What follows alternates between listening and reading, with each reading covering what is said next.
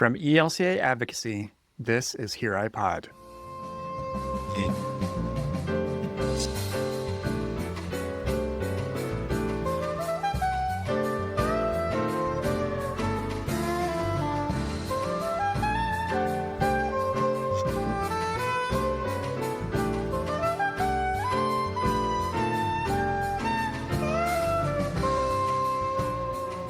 There's so much happening in our communities every week and every day that are impacted by policies at the local, state, and federal levels.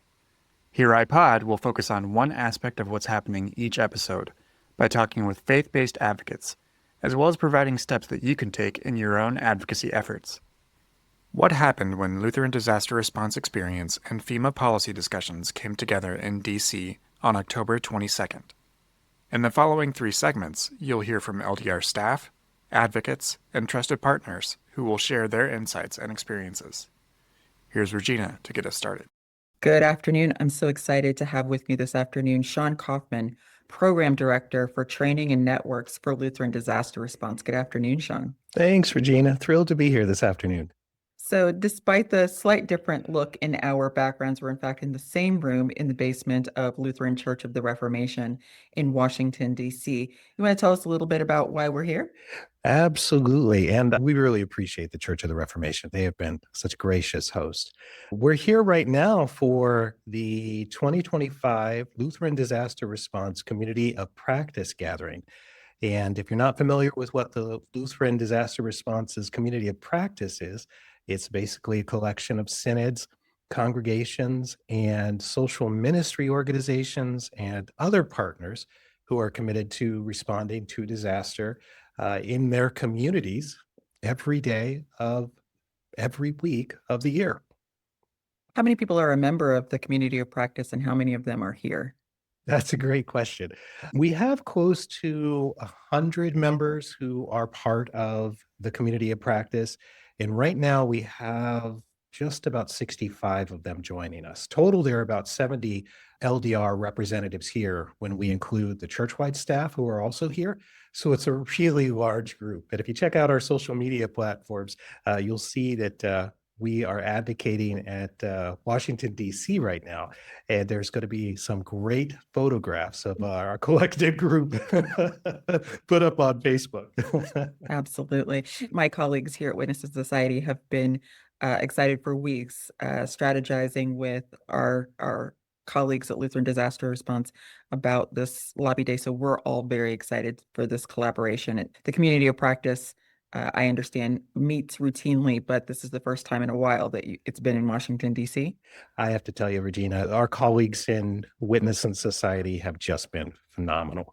Our Community of Practice gathering meets annually, and we travel throughout the country. And you're right, this is one of the first times in recent history that we've been in Washington, D.C. And we scheduled this conference, which is really designed to be a space for education and training, and specifically this year, advocacy. We scheduled this conference here in DC last fall, just knowing that we would, either way the election went, we would need to be advocating for positive disaster reform. And as it turns out, with the conversations around FEMA, it is an absolutely perfect time for us to be here. So we're just thrilled to be here. And I'll just say it again, because we are so appreciative of our Witness and Society colleagues. We are just so grateful for the expertise and the support that they've made to schedule meetings with our elected representatives. And I mentioned there are 70 of us here, right? And we're covering just about all 50 states. So they were scheduling meetings with our representatives for all 50 states. So that's not a small undertaking. No, it is not. I don't envy our DC-based staff, not one little bit. Sean, why are Lutherans doing this work? And does it matter at the point of the flood, at the point of the earthquake? Does it matter that it's Lutherans that are providing the services? Is there something unique about the Lutheran witness that means that we need to be a part of these kinds of recoveries? That's an interesting question and a good question. I'll answer it in 2 ways. So Lutheran Disaster Response is part of the National Voluntary Organizations Active in Disaster. And if you're not familiar with National VOAD, it is basically a collective of humanitarian response organizations that come together to determine the best practices for disaster response. And those best practices identify both protections for the survivors of a disaster, as well as protections and obligations for humanitarian response organizations. So one way I'll answer your question is one of the requirements of being a member of National VOAD and responding to a disaster is that we aren't out there to add membership to the ELCA or to the Lutheran Church. We are simply there to provide care to the survivors of a disaster.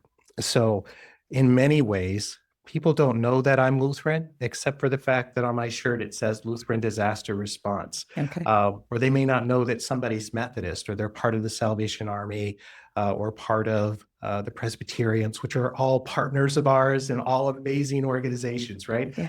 The only distinction between our levels of care are the colors of our shirts and the logos that are represented, right? Sure.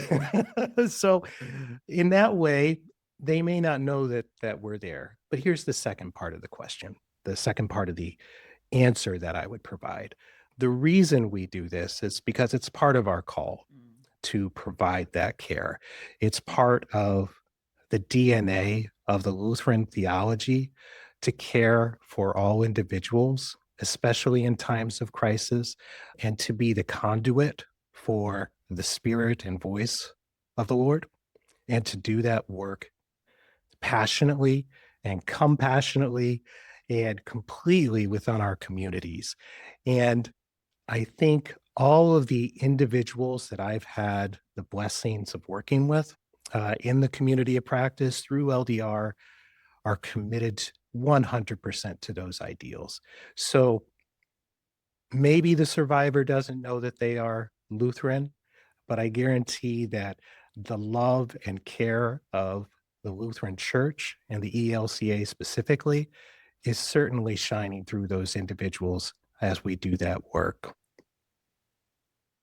Do you want to tell us a little bit about the two pieces of legislation that we are advocating for, the Reforming Disaster Recovery Act and the FEMA Act of 2025? Absolutely. We are advocating for both of these pieces of legislation on both the House and Senate sides. So we'll tackle them one at a time. The probably the most important and the piece of legislation that we are most excited about is the FEMA Act of 2025. And it has bipartisan support in the House right now. It is in the process of moving through the system to make its way to the Senate. And we are working to advocate with our Senate leaders to pass this bill or something very similar.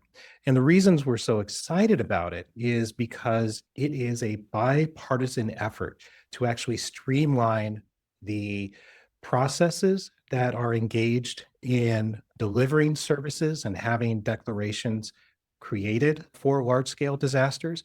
And it also returns many of the mitigation and preparedness dollars that have recently been removed from access by the public domain for mitigation and preparedness. So we're super excited about this bipartisan legislation because it gives us a solid foundation to move forward with. One of the consternations in the disaster space right now is this talk of maybe eliminating FEMA completely, maybe eliminating FEMA mostly. You know, there's a little dance that's going back and forth with the administration right now. It makes it very challenging for us to understand how to move forward in the disaster space. So this bill that's going through is something that, as I mentioned, I'll just keep saying it, bipartisan, because we don't see that very often anymore in this current space of time that we're in. And we're just thrilled to be able to advocate and support that work as they're moving through this process. Disasters don't know from red or blue. Hurricanes, flooding, Absolutely. earthquakes. It happens in red counties and blue counties and purple counties and green counties. Well, one of the things that humanitarian organizations are really based on is being apolitical, as you just shared, right? We are more concerned with what's called the humanitarian imperative. And if you aren't familiar with what that is, it's summarized as human dignity. How can we provide and ensure that dignity is a part of the recovery process for all people, regardless of race, creed, religion, belief, political belief, or anything else that you want to use to divide us? How can we provide it to everybody? And you're absolutely right. A disaster doesn't see any of those things that we like to manufacture. And the other bill that we're here talking about is the Reforming Disaster Recovery Act. And the way that our colleague Andrew Fuller has been describing it, it's Russian dolls, one thing inside of another, inside of another. Yeah, I love that example. Yes. Yeah, can you tell us a little bit about that one? Yeah, this is basically a bill that is about reforming the Disaster Recovery Act. And the legislation was included in part of the Road to Housing Act and was recently passed by the Senate as part of the National Defense Authorization Act. And the thing that we are most excited about is that it brings back in, and I'm going to try to recall this acronym correctly, but the So many acronyms. CDBG-DR program. It basically it's funding that many communities rely on to help rebuild infrastructure after a disaster occurs, and much of that funding was again placed on hold or eliminated recently. And having that funding available is critical to rebuild and long-term recovery. I'm from Fargo, North Dakota, and most of our disasters are undeclared. They're small, they don't reach the threshold for federal assistance. But we do have those instances where our rivers flood. And one of the major disasters that we had in recent history was in Minot, North Dakota, where the Souris River flooded. If you're not familiar with Minot, it's basically in a valley. So the water was over, in some spaces, 3-story houses. I mean, that's how deep it was. This funding is what helped Minot, North Dakota recover. The city has rebuilt in the last almost 10 years since the flooding. And without that funding, Minot would not be the city that it is today. So for this bill to ensure that that funding is available to communities to use after a disaster is really, really important. It is 1 o'clock in the afternoon here, so I've been to a couple of meetings, and you've been to a couple of meetings, I think. Yes. How is this legislation being received in the legislative offices that you've been into? The meetings that we've been into today, and so far today, we've met with the senators from North Dakota and South Dakota. They've gone really well. Our senators are very receptive to the ideas behind the FEMA Act of 2025. It's still going through the process, and they haven't had a lot of time to read the fine print. But the top level summaries that we've been providing are mostly ideas that they're very excited about and are interested in learning more about and pursuing. So we're thrilled that we could provide those educational materials to help inform them from the local level, because the representatives who are here are actually colleagues who work in North Dakota, or they work in North Carolina, or they work in Florida, or in Alaska right now, which has just suffered one of the largest typhoons to ever hit the western coast of Alaska. They're here advocating with their representatives as well for not only these bills, but are able to use the examples of the current disaster to illustrate why these bills are so positive and the information in them is so important. I'm going to name one of the elephants in the room, which is we are here on October 22nd, 2025, and the government is shut down. You wouldn't really know that from the traffic that's in DC right now, but what has been the morale of offices that you've been into? Is work slowing down? What did you observe? Oh my goodness. I want to say that every person that we've had the joy of interacting with, from security at the Capitol steps, we had our pictures taken this morning in front of the Capitol, to security allowing us into the Senate building, to the legislative assistants who we've been working with. And this afternoon, I actually get to meet directly with one of our representatives from North Dakota. Every single person has been kind. They've been gracious. There's been a lot of laughter. I got to tell you, I am super appreciative of the morale and and the general attitude of the individuals who are working right now in DC, despite the shutdown. It has been a really positive morning, despite the lines and the traffic, right? It's been great. Yeah. Much to my surprise, I wasn't sure what to expect. This is my personal first time visiting and doing this kind of advocacy here in DC. I've done it at the state capitol in North Dakota, but this is my first time here. I don't know that was the reception I was expecting given the current shutdown, but it's been a pleasure meeting everybody this morning. Well, maybe this will warm your heart the way it warmed ours today. Our very first meeting was with a representative from California, and we went through the entire meeting and we gave the spiel that we were instructed to give and gave the local context that we're encountering here in California. And at the end of the meeting, after all of the business had been handled, the woman that we met with said, "Thank you for being here. My father is a retired Lutheran pastor, and we are so grateful that there is somebody here that is doing the work of the gospel and letting them know what Christian can be." And I'm like, that's beautiful. You're just making my whole day. And so I want to let other people know that as well. That's not what this is not my first time, and I wasn't expecting that. Well, that's great. That is a beautiful story. Thank you for sharing that. Sean, if somebody is hearing this and has discovered a heart for disaster response and they want to get in touch with the network, how would they go about doing that? That is an amazing question, Regina, and I appreciate you asking it. One of the roles of my department with Christine Duffy, who is my colleague, is to build resiliency and capacity within communities around the United States. And we do that through training and mentorship and consultation, either with ourselves, because both Christine and I have extensive experience in disaster, or with the many, many incredible people in our network who respond to disaster every day.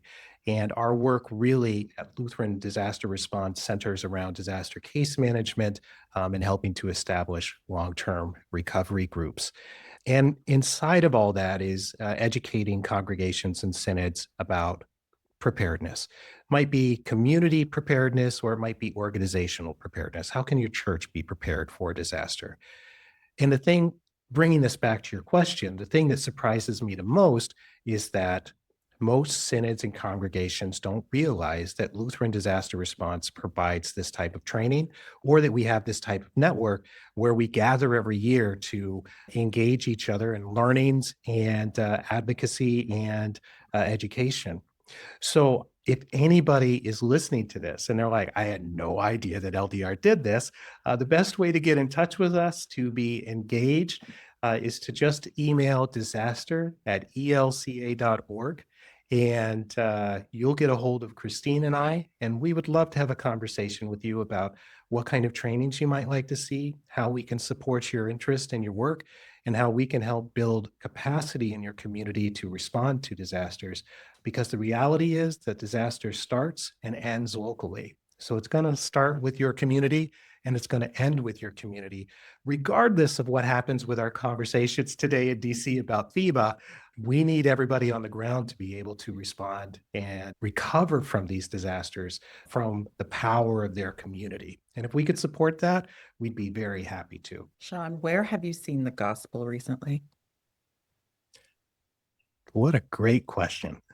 I would say that I see the gospel daily.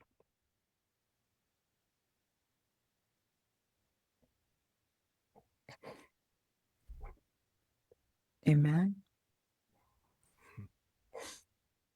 I didn't expect this response. I see the gospel daily in the eyes of the members of the community of practice that have collected here and have chosen to be here in Washington, D.C. right now to advocate on behalf of all of the people in their communities, even those that they may not agree with politically, may not agree with politically, may not agree with culturally. They see value in every human life. And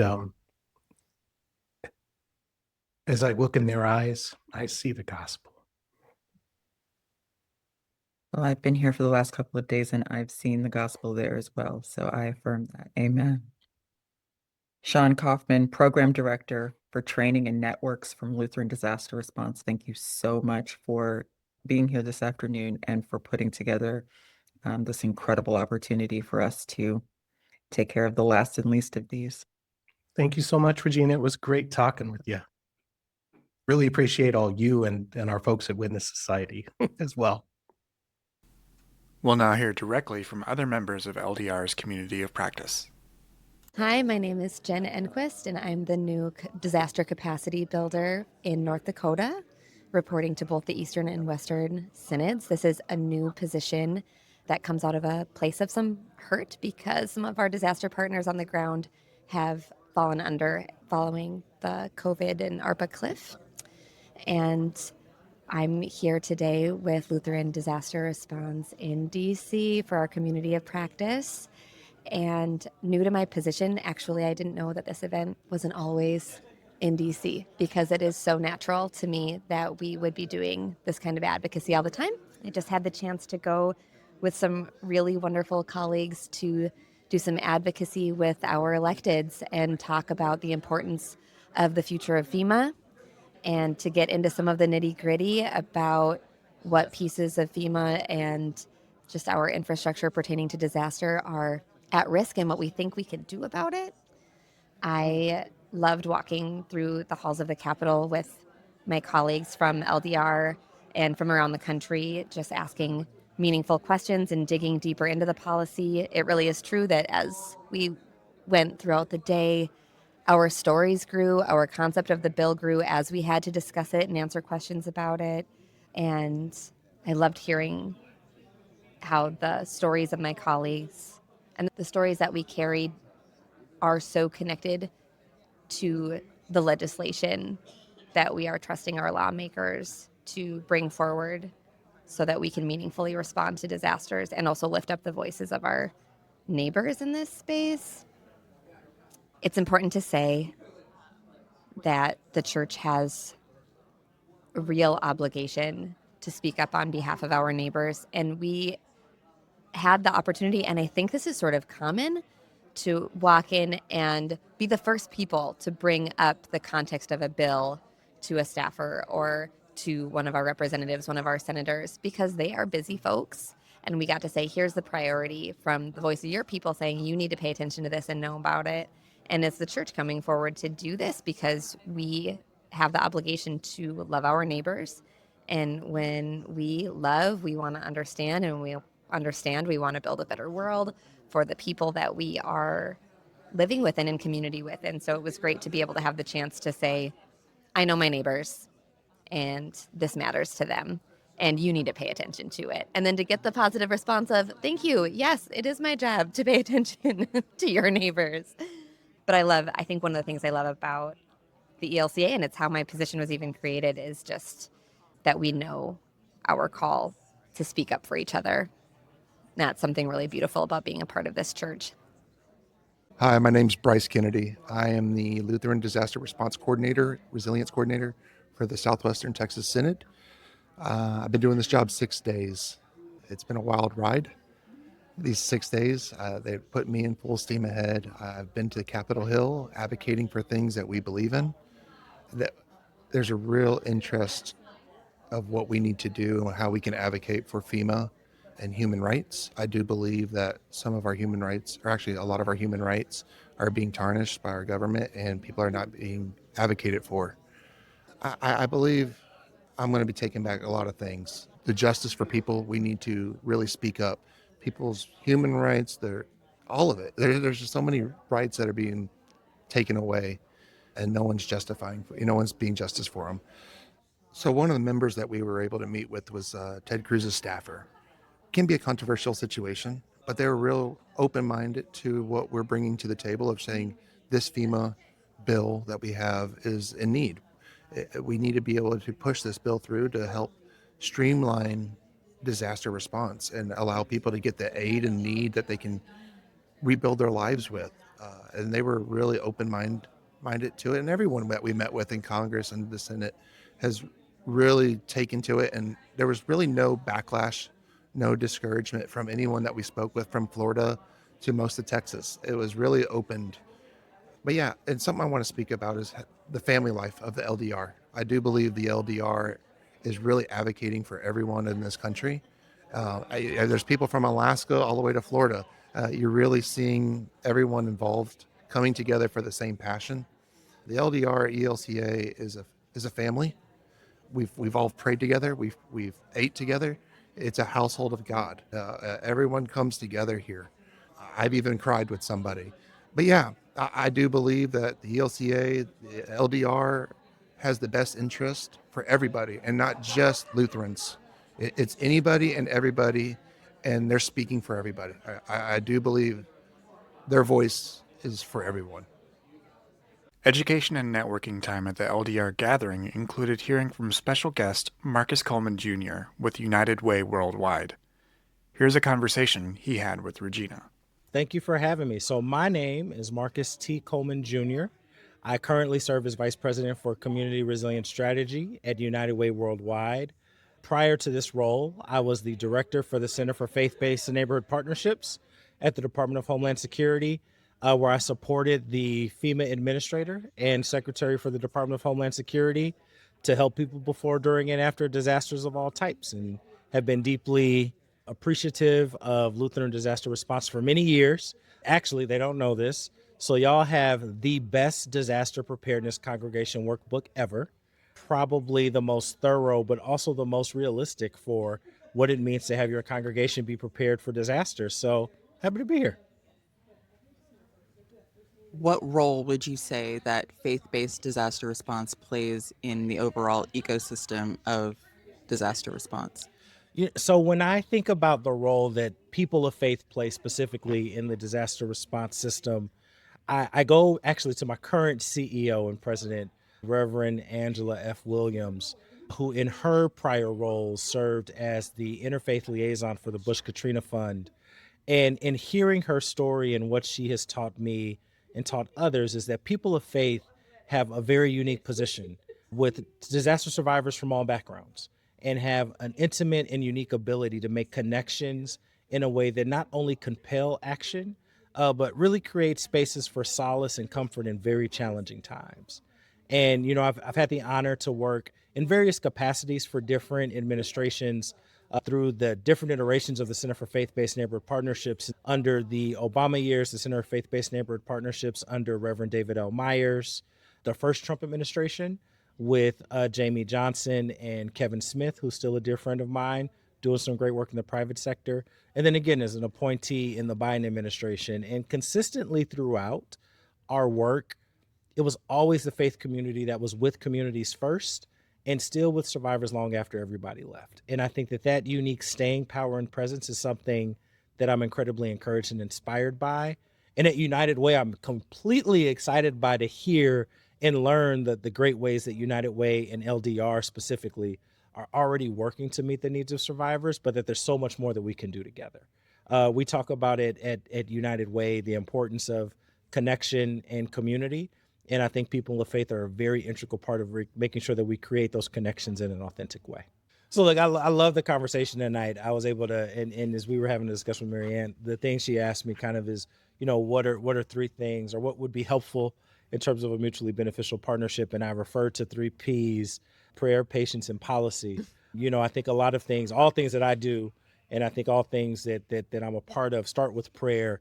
And I think finding ways to be prayerful for one another and for others is incredibly important to just keep us grounded in, you know, what it is we're here for, right? I think in the midst of a lot of different emergencies and crises, prayer grounds us and grounds me in a way that is integral to how I show up and can serve others.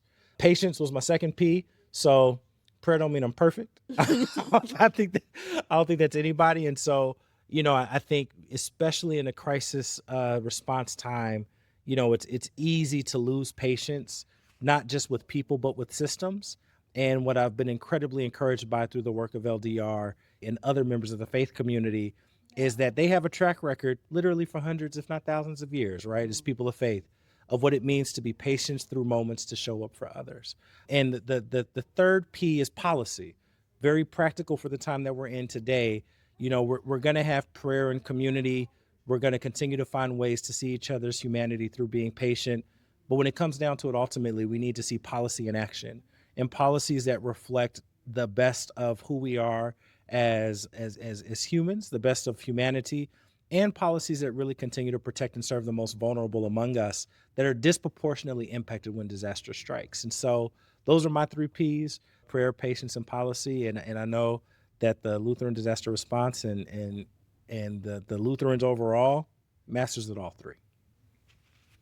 So, part of our discussion tonight, a question that really challenged me and I think was helpful to think about is where we are in this unique moment where in some ways people might feel comfortable operating in their silo, or in the case of literal boundaries, operating in their specific geography. So in emergency management, right, formally we talk about municipalities, counties, states, and that's great for government and governance.